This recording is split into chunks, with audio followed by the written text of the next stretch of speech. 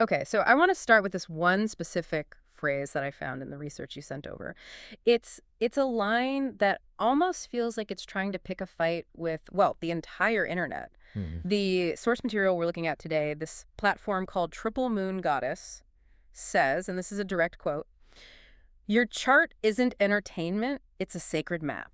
It really is a line in the sand, isn't it? It is, because, let's be honest, for most people, this stuff is entertainment. You're waiting in line for coffee, you scroll an app, it says you're going to have a chaotic day, you laugh, and you move on. It's content, a little snack. Exactly, a snack. But this source is basically arguing that if you treat it like a snack, you're missing the whole point. And that's the tension we're digging into. We're looking at a transcript and some website materials from Triple Moon Goddess, and their entire philosophy is built on that one distinction. The distinction between, what, pop culture, astrology, and the real deal. Pretty much. They frame it as the fun version versus, and this is their term, the whole truth. The whole truth. I mean, that sounds a little intimidating. It should be, I think. The source material basically says that the fun version is doing you a disservice. There's this phrasing they use right in the intro of the transcript. It was fun, but it never showed the whole truth. Okay, so there's an implication there that the fun version is hiding something. Or at least omitting the critical data, the stuff you actually need to, function. So if the daily horoscope is the fun, shallow version, what exactly is the whole truth, according to Triple Moon Goddess? Because they get really technical really fast. They do. They immediately pivot away from the word horoscope, and they introduce this term Natal Archetype. Natal Archetype. And it's not just a branding thing. They immediately back it up with these specific components: planets, houses, and aspects. All right, let's pause right there. Planets, houses, and aspects. To someone who's not deep into this, that sounds like, I don't know, a list of ingredients. You know they're important, but you have no idea what they do. Right. And listing them like that is deliberate. It shifts the focus from a single data point, your sun sign, to a whole system. What do you mean by a single data point? Well, most people engage with this by saying, I'm a Libra, or I'm a Scorpio. That's your sun sign. Save the headline, yeah. But the source is arguing that the sun sign is just one piece of the puzzle. By listing planets, houses, and aspects, they're telling you that you are a complex machine with a lot of moving parts. Okay, I think I need an analogy here. Aspects sounds so abstract. How do all these pieces actually, fit together? Okay, think of your life or your archetype as a movie set. The planets are your actors. The actors, okay. They're the energy, the drives, the motivations. So you have an actor who is aggressive, that's Mars. An actor who is all about communication, that's Mercury. Got it. So the planets are the cast. Exactly. Then you have the houses. The houses are the actual sets. Where is the scene taking place? Is it in your career, your home life, your relationships? That's the where. So you could have the aggressive actor, Mars, on the career set, which is a totally different scene than having him on the home life set. Precisely. And then finally you have the aspects. The aspects are the script. It's the dialogue between the actors. Okay. Are the aggressive actor and the communication actor fighting? Are they working together? Is one ignoring the other? That makes so much sense. So when the source says the fun horoscopes don't show the whole truth, they're saying they only tell you who the lead actor is, but not what set they're on or who they're arguing with. And that is why they call it a natal archetype instead of a prediction. It's not a fortune cookie saying something will happen to you. Right. It's a psychological profile saying this is how your movie is cast and scripted. Which brings us to the part of the transcript that I have to say really hooked me. They take this complex, movie set idea and they boil it down to two very pop culture terms. Superpowers and kryptonite. Yes. It's such an interesting choice of language, right? For a site that calls its main tool a sacred map. It is a bit of a mismatch. On one hand, you have this very serious, almost spiritual language. And on the other, you have something from a comic book. But the speaker in the transcript says, suddenly I could see my superpowers and my kryptonite. I think it works because it's a shortcut to understanding value. Superpowers is easy. We all want to know what we're good at. Of course. But the kryptonite part, that's where the actual work begins. Okay, let's dig into that. Because kryptonite is basically a synonym for weakness, right? Is this just a cool way of telling me what I'm bad at? Like, hey, your communication skills are terrible, but we'll call it kryptonite, so it sounds better. I don't think it's just branding. I really think it's a psychological reframe. Think about kryptonite in the Superman stories. Is it a character flaw? No, it's It's a rock. It's an external thing that weakens him. Exactly. It's a specific vulnerability to a specific condition. If I tell you you are lazy, that feels like a judgment on your whole character. It's internal. It feels shameful. But if I say this particular environment is your kryptonite, it externalizes it. It's not who you are. It's a thing you react to.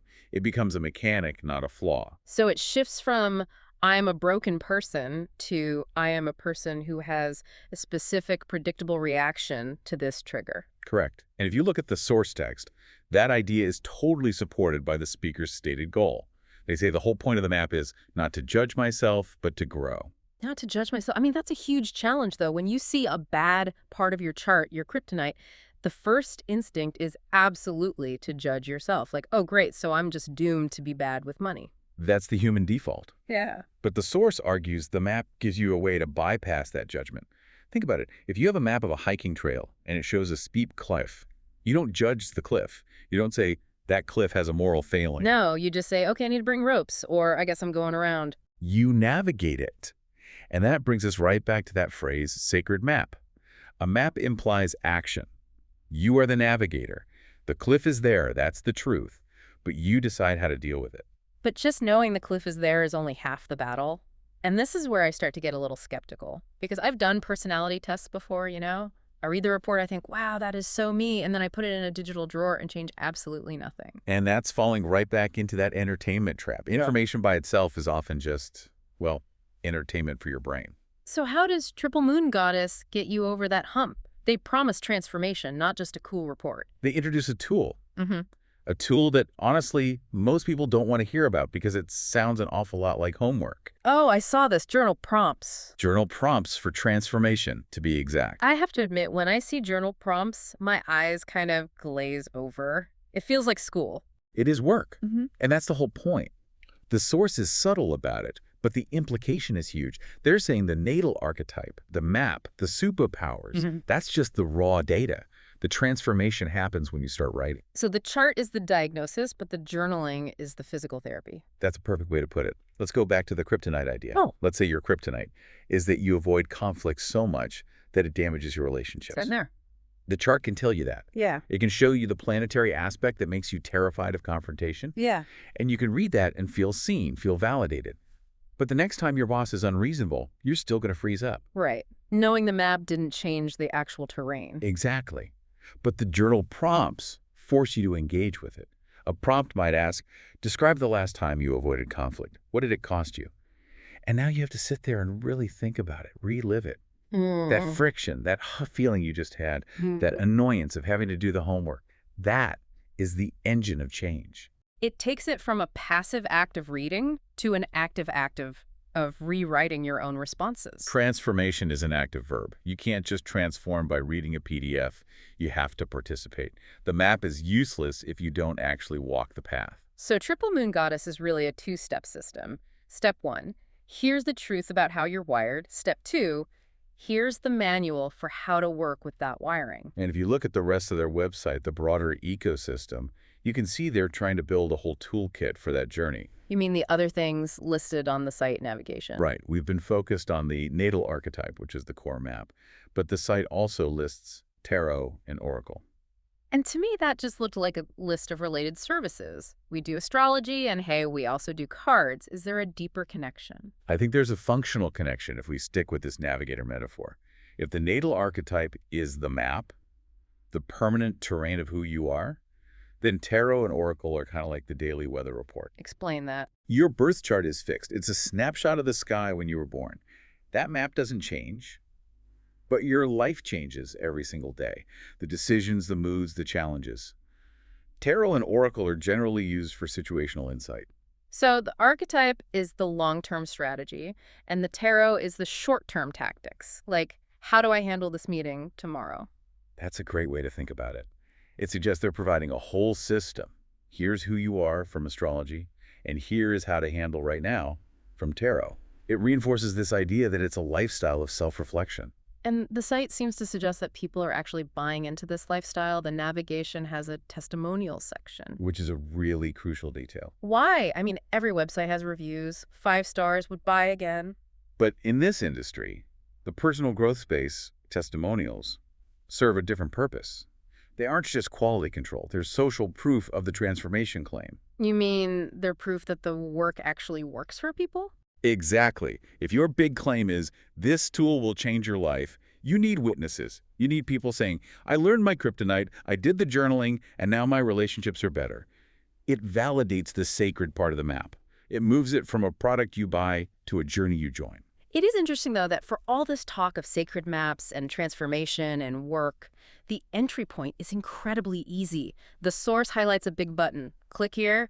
Free natal archetype reading. Well, that's the classic model, isn't it? The first taste is free. Mm. But seriously, it's a necessary choice. Because asking someone to just sign up for transformation is too big of an ask. It's a huge ask. If you go up to someone and say, hey, want to confront your deepest weaknesses and then do homework about them, they're going to run. But if you say, click here to see your superpowers, They click. It's the hook. it is. But it also lets the user verify the truth for themselves. You get to look at the map for free. If that map feels accurate, if you read it and have that, wow, that's me moment. Then you trust them enough to do the homework they assign you. Exactly. You don't do homework for a teacher you don't respect. The free reading is how they earn that respect. So we've gone from the kind of empty fun of daily horoscopes to this idea of a natal archetype, this complex system of actors and sets and scripts. We've reframed weaknesses as kryptonite, not internal failures. And we've seen that the sacred map is only useful if you're willing to do the work to navigate it. It's a really compelling case for taking this material seriously.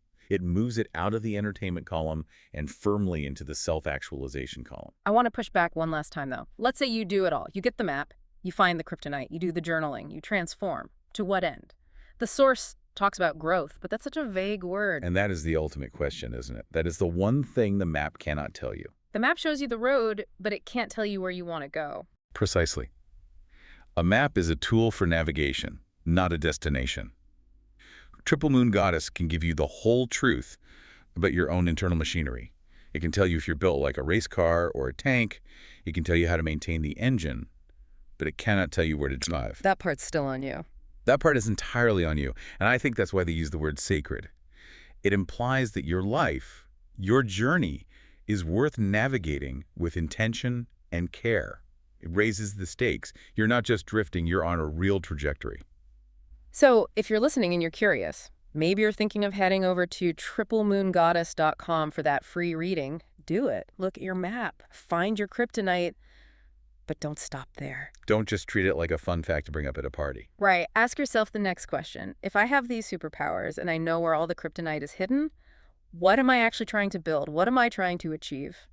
Because a map is a terrible thing to waste if you're just going to walk in circles. Couldn't have said it better. Thanks for this deep dive. We'll see you on the next one.